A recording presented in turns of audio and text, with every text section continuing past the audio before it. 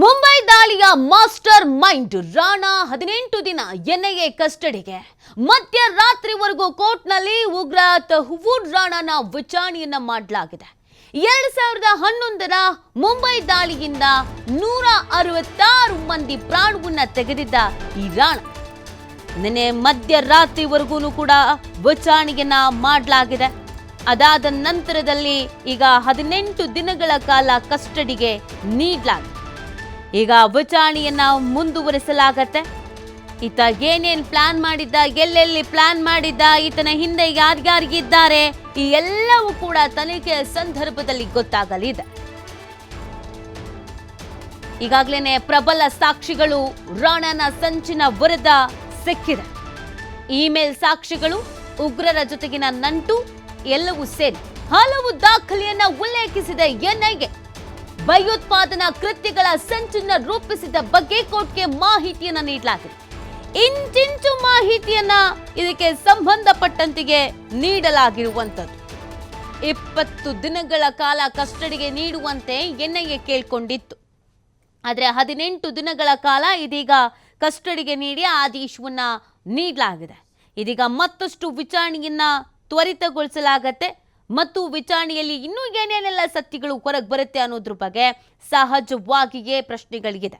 ನೋಡಿ, ಮುಂಬೈ ಸ್ಫೋಟದಲ್ಲಿ ಅಡಗಿ ಕುಳಿತು ವಿಧ್ವಂಸಕ ಆಟವಾಡಿದ್ದ ಮಾಸ್ಟರ್ ಮೈಂಡ್ ಈ ತಹವೂರ್ ರಾಣಾ ಎನ್ಐಎ ಬಲೆಗೆ ಬಿದ್ದು ವಿಲ್ಲ ಅನ್ನೋ ಪರಿಸ್ಥಿತಿಗೆ ಬಂದ್ಬಿಟ್ಟಿದ್ದಾನೆ.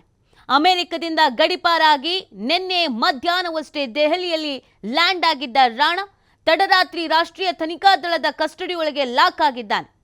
ಮುಂಬೈ ದಾಳಿಯ ಮಾಸ್ಟರ್ ಮೈಂಡ್ 2008ರಲ್ಲಿ ಮುಂಬೈನಲ್ಲಿ ನಡೆದಿದ್ದ ಭಯೋತ್ಪಾದಕರ ದಾಳಿಯ ರೂವಾರಿಗಳಲ್ಲಿ ಈತ ಒಬ್ಬ. ಅವತ್ತು ಮಾರಣ ಹೋಮಕ್ಕೆ ಕಾರಣೀಭೂತನಾಗಿದ್ದ ರಕ್ತ ಪಿಪಾಸು ಭಾರತಕ್ಕೆ ಬಂದು 17 ವರ್ಷಗಳ ರಾಜತಾಂತ್ರಿಕ ಹೋರಾಟಕ್ಕೆ ಇದೀಗ ಜಯ ಸಿಕ್ಕಿರೋದು. ಎನ್ಐಎ ಅಧಿಕಾರಿಗಳು ವಿಚಾರಣೆಯನ್ನ ನಡೆಸ್ತಾರೆ. ರಾಣಾಗೆ ತನಿಖೆ ಕೂಡ ಸ್ಟಾರ್ಟ್ ಆಗಿದೆ.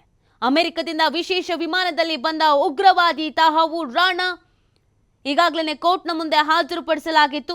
ಈ ವೇಳೆ 20 ದಿನಗಳು ಕಸ್ಟಡಿಗೆ ಕೊಡುವಂತೆ ಎನ್ಐಎ ಪರ ವಕೀಲ ದಯಾನ್ ಕೃಷ್ಣನ್ ಮನವಿಯನ್ನ ಮಾಡಿದ್ರು. ಈ ಮನವಿಯನ್ನ ಪುರಸ್ಕರಿಸಿದ ಕೋರ್ಟ್ 18 ದಿನಗಳ ಕಾಲ ರಾಣಾನನ್ನ ಎನ್ಐಎ ಕಸ್ಟಡಿಗೆ ನೀಡಿದೆ.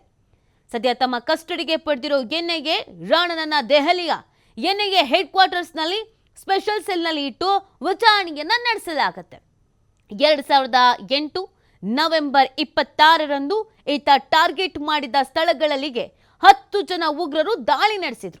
Chhatrapati Shivaji terminus, Leopold cafe, Nariman house, hotel Taj ಸೇರಿ ಹಲವು ಕಡೆ ಉಗ್ರರು ದಾಳಿ ನಡೆಸಿದ್ರು. ಈ ಎಲ್ಲ ಟಾರ್ಗೆಟ್ಗಳನ್ನ ಫಿಕ್ಸ್ ಮಾಡೋದಕ್ಕೆ ವ್ಯವಸ್ಥೆ ಮಾಡಿಕೊಟ್ಟಿದ್ದೆ ಈ ರಾಣಾ. ಇದೀಗ ಎನ್ಐಎ ಅಧಿಕಾರಿಗಳು ಮಾಸ್ಟರ್ ಮೈಂಡ್ಗೆ ಬೆಂಡೆತ್ತುತ್ತಾರೆ.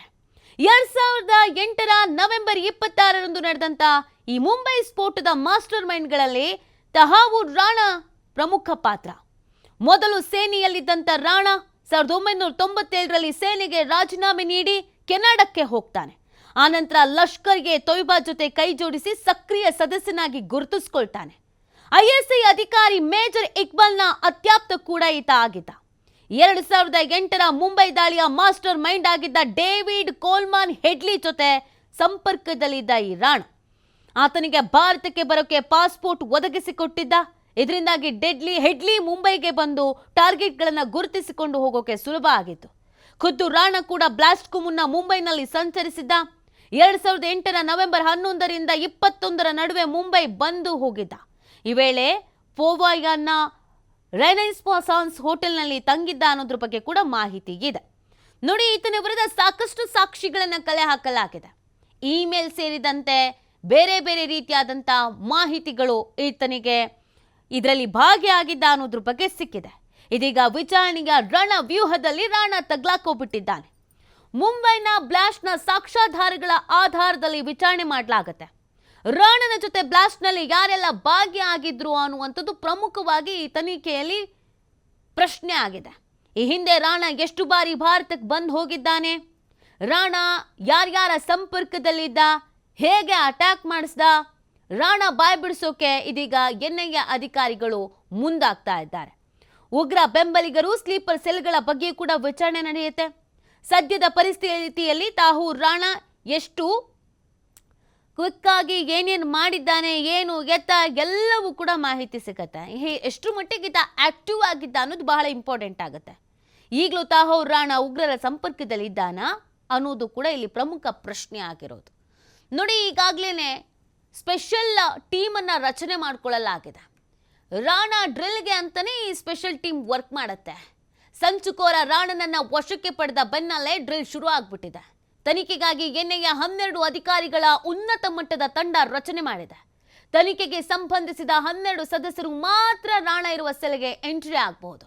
ಅವರಲ್ಲಿ NIA DG Sadanand Date, IG Ashish Batra, DIG Jayar Roy ಸೇರಿದಂತೆ ಇತರರು ಸೇರ್ತಾರೆ. ಬೇರೆ ಯಾರಾದರೂ ರಾಣನನ್ನ ಭೇಟಿ ಮಾಡೋದಕ್ಕೆ ಬಯಸಿದ್ರೆ ಅವರಿಗೆ ಪೂರ್ವಾನುಮತಿ ಅಗತ್ಯ ಇರುತ್ತೆ ಅನ್ನೋದ್ರ ಬಗ್ಗೆ ಮಾಹಿತಿ ಇದೆ. ವಿಚಾರಣೆ ಸಮಯದಲ್ಲಿ ಸಂಗ್ರಹಿಸಲಾದ ರೆಕಾರ್ಡ್ ಮಾದರಿಗಳು, ಫೋಟೋಗಳು, ವಿಡಿಯೋಗಳು ಮತ್ತು ಇಮೇಲ್ಗಳು, ದಾಳಿಗೆ ಸಂಬಂಧಿಸಿದ ಪುರಾವೆಗಳನ್ನು ರಾಣಾಗೆ ತೋರಿಸಲಿದ್ದಾರೆ ಎನ್ಐಎ. ಪಾಕಿಸ್ತಾನಿ ಅಮೆರಿಕನ್ ಭಯೋತ್ಪಾದಕ ಡೇವಿಡ್ ಕೋಲ್ಮನ್ ಹೆಡ್ಲಿಯೊಂದಿಗೆ ರಾಣಾ ಶಾಮೀಲುದಾರಿಕೆ ಮತ್ತು ಪಾಕಿಸ್ತಾನಿ ಸೇನೆ ಮತ್ತು ಇಂಟರ್ ಸರ್ವಿಸ್ ಇಂಟೆಲಿಜೆನ್ಸ್ ಜೊತೆಗಿನ ಸಂಪರ್ಕಗಳು ಸೇರಿದಂತೆ ಪ್ರಕರಣದಲ್ಲಿ ಹೆಚ್ಚಿನ ವಿವರಗಳನ್ನು ಬಹಿರಂಗಪಡಿಸುವಲ್ಲಿ ಈ ಪುರಾವೆಗಳು ನಿರ್ಣಾಯಕ ಪಾತ್ರ ವಹಿಸ್ತಾ ಇದೆ. ಭಯೋತ್ಪಾದಕ ದಾಳಿಯ ಸಮಯದಲ್ಲಿ ಭಾರತದಲ್ಲಿದ್ರು ಅಂತ ವರದಿಯಾಗಿರುವ ಪಾಕಿಸ್ತಾನ ಮೂಲದ ಭಯೋತ್ಪಾದಕ ಸಾಜಿದ್ ಮಿರ್ ಅವನೊಂದಿಗೆ ಸಂಬಂಧಗಳು ಏನು ಇತ್ತನ್ನೋದು ಅನ್ನೋದು ಬಹಳ ಇಂಪಾರ್ಟೆಂಟ್ ಆಗುತ್ತೆ.